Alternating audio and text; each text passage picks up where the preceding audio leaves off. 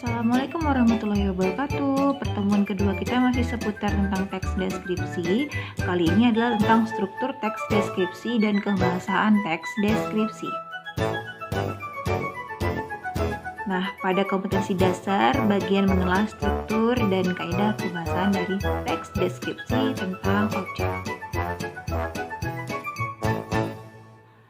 Oke, tahukah kamu tentang struktur teks deskripsi?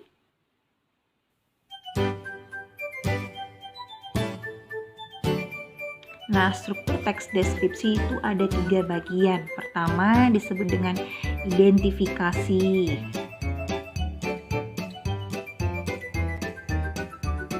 Ya, ini dia. Apa itu identifikasi? Dia lebih kepada mencakup nama objek, lokasi, gambaran umum objek, terkait tentang objek yang kalian pilih.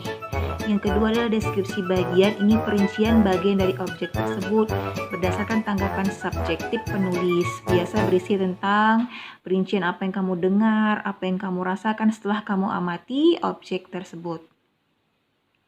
Dan yang terakhir penutup, ya, lebih kepada simpulan, berisi tentang kesan umum terkait objek yang kalian sudah pilih dan kalian deskripsikan. Jadi di dalam teks deskripsi itu terdapat 3 struktur, yaitu pertama identifikasi, yang kedua adalah deskripsi bagian, dan yang ketiga adalah penutup atau simpulan. Nah, kita perhatikan contoh bagaimana menelaah struktur teks deskripsi. Pada bagian paragraf pertama itu adalah identifikasi, penjelasan perinciannya adalah deskripsi bagian, dan terakhir penutup. Terletak di paragraf paling akhir.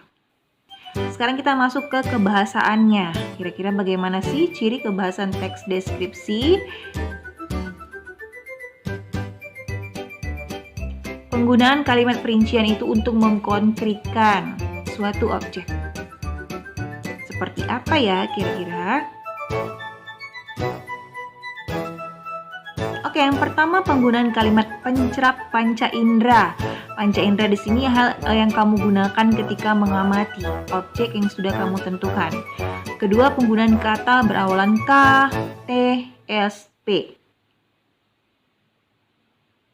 Dan kemudian harus ada yang namanya sinonim dan kata depan.